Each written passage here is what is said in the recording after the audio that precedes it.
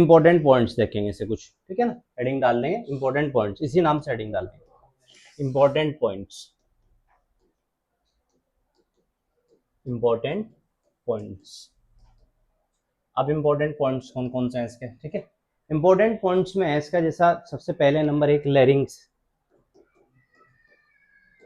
Larynx, larynx जो है इसको क्या बोलते हैं, वॉइस बॉक्स, ये यहाँ पर होता है ना जो दिखाई दिया होगा आपको, ये गले में होता है, इससे आवाज बनती है हमारी, इसका नाम याद रखना है आपको, लेरिंग्स, लेरिंग्स को बोलते हैं वॉइस बॉक्स, वॉइस बॉक्स। तो ये आवाज बनाने का काम करता है नंबर एक लेरिंग्स, ठीक है। नंबर दो इपीग्लोटिस, एपीग्लोटिस, ठीक है। एपीग्लोटिस, तो एपीग्लोटिस क्या होता है, एक ऐसा रास्ता होता है गले में, जब हम खाना खाते हैं ना, तो एपीग्लोटिस देखो यहाँ पर रास्ते तुम्हें पता है दो होते हैं गले में, एक जिसके अंदर एक ट्यूब होती है जिसके अंदर खाना जाता है, एक ट्यूब होती है जिसके जरिए से हम सांस लेते हैं, ठीक है, समझ गए, ट्रेके वाला रास्ता होता है, एक हो गया ओविसोफेगस वाला रास्ता, एक ट्रेके वाला रास्ता। तो उन दोनों रास्ते के ऊपर बैठी है एपीग्लोटिस।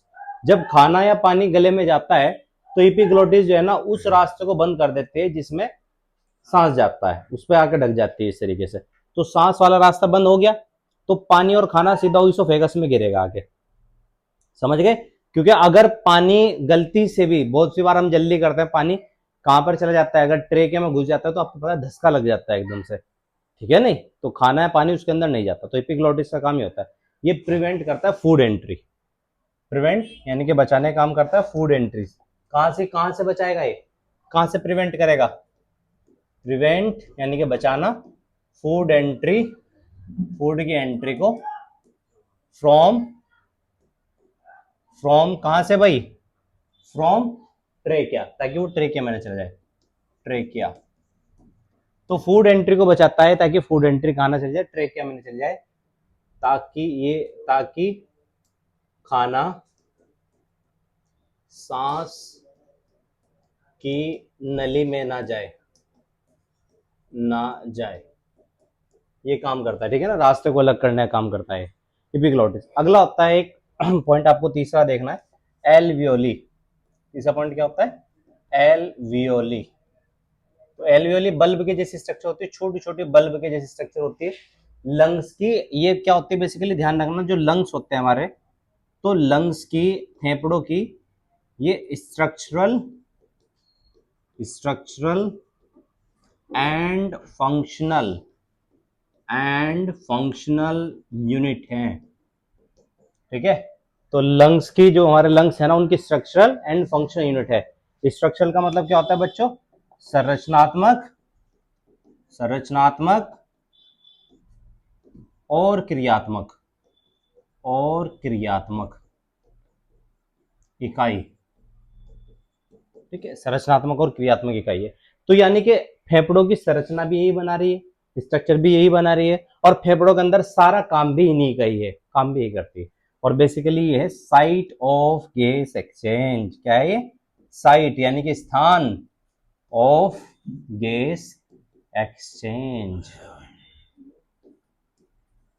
ठीक है, गैस एक्सचेंज का एक जगह है। गैस एक्सचेंज किस तरीके से होता है, मैंने अभी आपको बताया था, O2 और CO2, ये गैस एक्सचेंज, ठीक है ना, O2 CO2 की गैस एक्सचेंज होती है, ठीक है ना। तो ये बात आपको याद रहेगी कि नहीं रहेगी, ठीक है ना।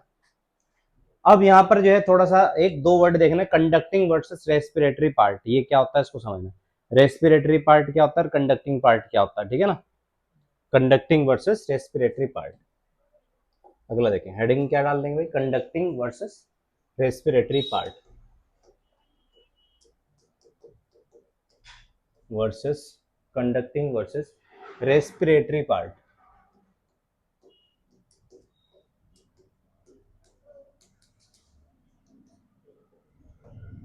ठीक है, कंडक्टिंग वर्सेस रेस्पिरेटरी पार्ट। तो कंडक्टिंग पार्ट जो होता है पहला वाला, नंबर एक, पहला कंडक्टिंग पार्ट, कंडक्टिंग पार्ट क्या काम करता है, कंडक्टिंग पार्ट में एयर ट्रांसपोर्ट होती है, फिल्टर होती है, और फिर उसके बाद में वार्म होती है, थोड़ी बॉडी के हिसाब से हो जाती है, ठीक है ना। मान लो सर्दी है, बाहर हवा तो ठंडी है ना, लेकिन जो हमारे बॉडी में अंदर जाती है ना, तो अंदर जाते जाते नॉर्मल टेम्परेचर हो जाता है उसका, क्या हो जाता है, नॉर्मल। फिर हमारे जो नाक के द्वार होते हैं जिन्हें हम नोस्ट्रिल्स बोलते हैं, नासा द्वार जो होते हैं, ये एयर को फिल्टर करने का काम करती है। हवा के अंदर मौजूद जितने भी डस्ट के पार्टिकल हैं, जो हमारे नाक के अंदर बाल होते हैं, वे बाल उस डस्ट को रोक लेते हैं। समझ रहे? बाल ही यूं नहीं होते, हर चीज में साइंस छुपी हुई है। ये बाल होते हैं ताकि धूल या डस्ट के अंदर से जो हवा आ रही है, वो जो हवा के अंदर धूल डस्ट के पार्टिकल है, वे नाक के अंदर ही रुक जाते हैं। या फिर आपने देखा होगा नाक के अंदर एक म्यूकस होता है, म्यूकस समझ गए, चिपचिपा सा पदार्थ होता है हमारे नाक में। तो चिपचिपा सा पदार्थ उन पार्टिकल्स को चिपका लेता है अपने साथ ही, अंदर नहीं जाते हुए, क्योंकि अगर वह अंदर पहुंचे तो उनमें पोलन ग्रेन्स हो सकता है, जो हमें किसी प्रकार की बीमारी पैदा कर दे, रेस्पिरेटरी ट्रैक इन्फेक्शन कर दे, ठीक है ना, खांसी कर दे या कोई और बीमारी पैदा कर दे। तो फिल्टरिंग इस तरीके का काम करता है। तो ये बेसिकली क्या है, एयर ट्रांसपोर्ट का काम करता है, हवा को ट्रांसपोर्ट करने का है ना। ट्रांसपोर्ट मतलब एक जगह से दूसरी जगह पहुंचाना, एयर ट्रांसपोर्ट। फिल्टर करने का काम करता है हवा को, क्या करने का भाई, फिल्टर। फिल्टर कहाँ हो रही है हवा, मैंने बता देता आपको, नाक के अंदर नोज में होती है फिल्टर, ठीक है ना। और वार्मिंग हल्की सी उसको बॉडी के हिसाब से कर देता है, क्योंकि हमारी बॉडी का टेम्परेचर कितना होता है, 37 डिग्री सेल्सियस। और कोई ठंडी चीज एकदम अंदर जाएगी तो नुकसान पहुंचाएगी नहीं पहुंचाएगी, तो हवा का जो टेम्परेचर है वो भी ये मीडियम कर देता है, वार्म कर देता है हल्का सा, ठीक है। तो ये कंडक्टिंग पार्ट का काम हो गया। अब दूसरा पार्ट कौन सा बचा भाई, रेस्पिरेटरी पार्ट बचा। तो रेस्पिरेटरी का काम देख लो क्या होता है। तो रेस्पिरेटरी पार्ट का काम होता है बेसिकली, आपको समझना है, गैस एक्सचेंज करना। क्या करना, सिर्फ गैस एक्सचेंज। तो इसका ओनली ऑन काम है गैस एक्सचेंज, यानी कि गैसों का अदला बदला करना, ठीक है ना। और गैस एक्सचेंज, अब यहाँ पर एक क्वेश्चन बनेगा आपसे नीट में, गैस एक्सचेंज कहाँ पर होती है, गैसों का आदान प्रदान कहाँ पर होता है। तो बताओ बॉडी में गैस का आदान प्रदान कहाँ होता है, भूल गए, शाबाश। गैसों का आदान प्रदान कहाँ होगा, एलवीओ के अंदर लिखा है ना, गैस एक्सचेंज। O2 CO2 का अदला बदला जो होगा वो एल्वियोली के अंदर होगा। तो गैस एक्सचेंज कहां पर होगा, इसके ब्रैकेट में लिख दो एल्वियोली। एल्वियोली बता था ना, क्या है एल्वियोली, सबसे छोटी यूनिट है किसकी, लंग्स की, स्ट्रक्चरल एंड फंक्शन यूनिट है। अब स्टेप्स ऑफ रेस्पिरेशन, रेस्पिरेशन के क्या स्टेप हैं, क्या चरण है जिसमें रेस्पिरेशन होगा। तो स्टेप्स देख लेते हैं इसके क्या हेडिंग डाल देंगे, स्टेप्स ऑफ, अगली स्टेज है steps of respiration.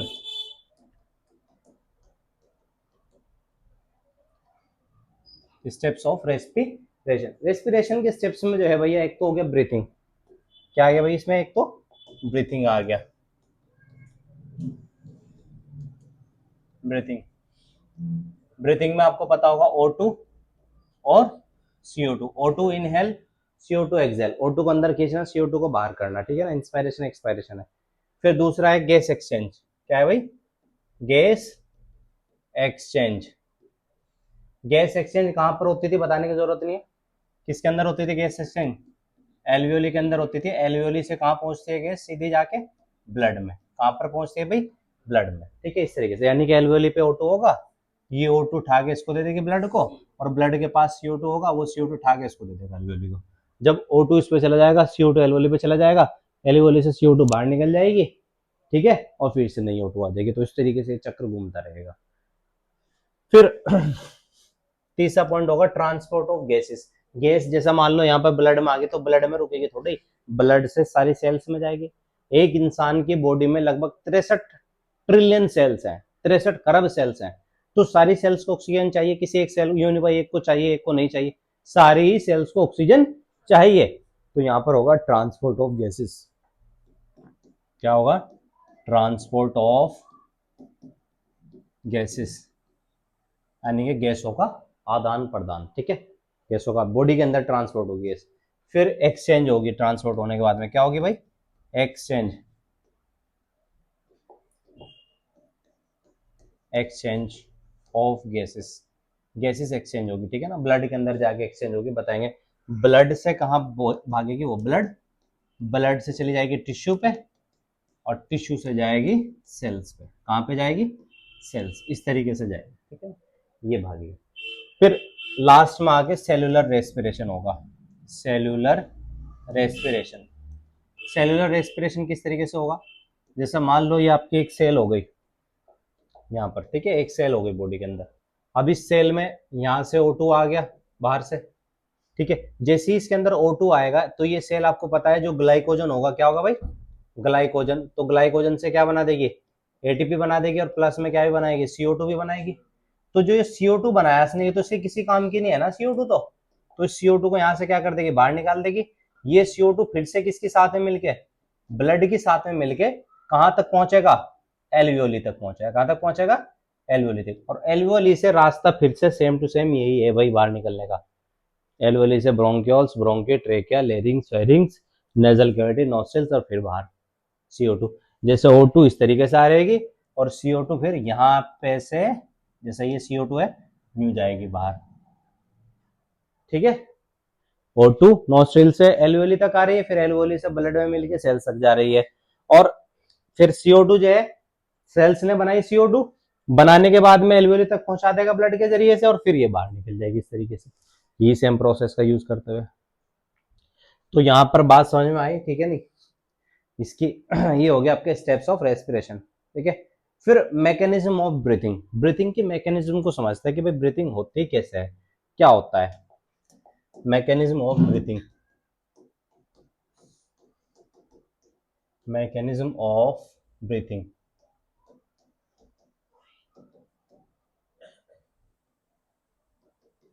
Mechanism of breathing, breathing की मैकेनिज्म समझना है। जैसा सबसे पहले हमारे क्या होती है, इंस्पिरेशन होती है। क्या होती है भाई, इंस्पायरेशन, INSPIRATION, इंस्पायरेशन। तो जो इंस्पायरेशन ये है, इसमें बेसिकली क्या होगा, ध्यान समझना है। इंस्पायरेशन में, इंस्पायरेशन में जैसा जब हम सांस अंदर खींचते हैं तो जो हमारा ये डायफ्राम है, डायफ्राम समझ गए, ये नीचे जहां पर ये हमारी छाती खत्म हो रही है, चेस्ट, ये रिप्स वाला एरिया, तो रिप्स में ये जो नीचे का एरिया है, ये डायफ्राम होता है। ये क्या होता है, डायफ्राम। तो डायफ्राम, ये थोड़ा सा डायफ्राम जो है कॉन्ट्रैक्ट करता है। क्या करता है, कॉन्ट्रैक्ट। जब सांस देखो, जब हम अंदर सांस खींचे, कॉन्ट्रैक्ट करा नहीं करा, यूं हो गया है। जब छोड़ेंगे इसको तो ये फ्लैट हो जाएगा, सीधा हो जाएगा। यानी कि जब हम सांस को अंदर खींचते हैं ना, तो डायफ्राम यूं हो जाएगा, कॉन्ट्रैक्ट हो जाएगा। क्या हो जाएगा, ये कॉन्ट्रैक्ट, कॉन्ट्रैक्ट ऐसे हो जाएगा, सुकड़ सी जाएगा, ठीक है। और जब छोड़ेंगे तो रिलैक्स हो जाएगा। जब छोड़ेंगे रिलैक्स हो जाएगा, रिलैक्स का मतलब यूं सीधा हो जाएगा फिर से, डायफ्राम, ठीक है। तो डाइव, फिर रिब्स मूव करती है, ribs move up, move up, ऊपर, यानी कि जब हम सांस खींचे, पसले ऊपर की तरफ को चले नहीं चलती हूँ, रिब्स मूव अप, ऊपर की तरफ पसले चलती है। पहला पॉइंट, दूसरा पॉइंट, तीसरा पॉइंट, तीसरा थोरेकिक वॉल्यूम, यानी कि जो ऊपर का एरिया है ना, ये बढ़ जाएगा, वॉल्यूम बढ़ जाएगा इसके अंदर, हवा बढ़ जाएगी इसके अंदर, थोरेकिक वॉल्यूम,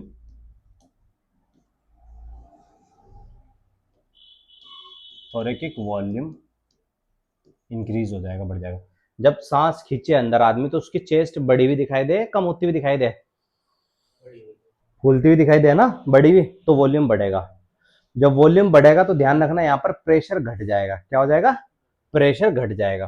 चौथा पॉइंट, यहाँ पर प्रेशर घट जाएगा, प्रेशर घटेगा। और प्रेशर घटने की वजह से जो हवा है ना, वो एकदम अंदर अंदर आ जाएगी, एयर एंटर कर जाएगी। एयर क्या कर जाएगी भाई, एंटर। तो ये तो मैकेनिज्म हो गई किसकी, इंस्पिरेशन की, यानी कि अंदर खींचने की, सांस की, सांस अंदर खींचने की। मैकेनिज्म का मतलब है कोई चीज काम कैसे कर रही। मान लो कोई साइकिल चल रही, तो साइकिल चल कैसे रही, समझ रहे भाई। ये आपके डिस्प्ले चल रही, तो इसके पीछे कोई साइंस तो लग रही होगी ना, ये किस तरह चल रही, उसे मैकेनिज्म बोलते हैं, क्रिया विधि, क्रिया विधि की हो किस तरह रही। तो वैसा ही यहां पर भी है चीज।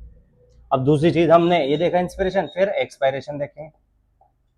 दूसरा एक्सपायरेशन, यानी कि जब हम सांस को बाहर छोड़ते हैं तो क्या होता है एक्सपायरेशन में।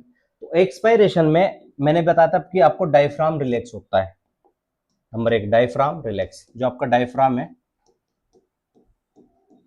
वो रिलैक्स करेगा। जब वो रिलैक्स करेगा तो वो ऐसे फ्लैट हो जाएगा। क्या हो जाएगा, फ्लैट। ये जो डायफ्राम है वो फ्लैट हो जाएगा, फ्लैट मतलब सीधा हो जाएगा। तब कैसा था, ऐसा कॉन्ट्रैक्ट, फिर कैसा हो गया बाद में, फ्लैट हो गया, सीधा हो गया, ठीक है ना, रिलैक्स। और वॉल्यूम वहां बढ़ रहा था, यहाँ क्या होगा, वॉल्यूम घटेगा, अंदर से वो कम होगी तो देखो नीचे को हो गया ना 36, नीचे को हो जा तो वॉल्यूम घटेगा, नीचे का साइन लगा तो घटने का समझ में आ गया, वॉल्यूम डाउन जाएगा, ठीक है ना। और उसके अलावा प्रेशर बढ़ जाएगा, यहाँ पर क्या हो जाएगा, प्रेशर बढ़ जाएगा। लाइट फिर गई, ध्यान नहीं दे जुनेद।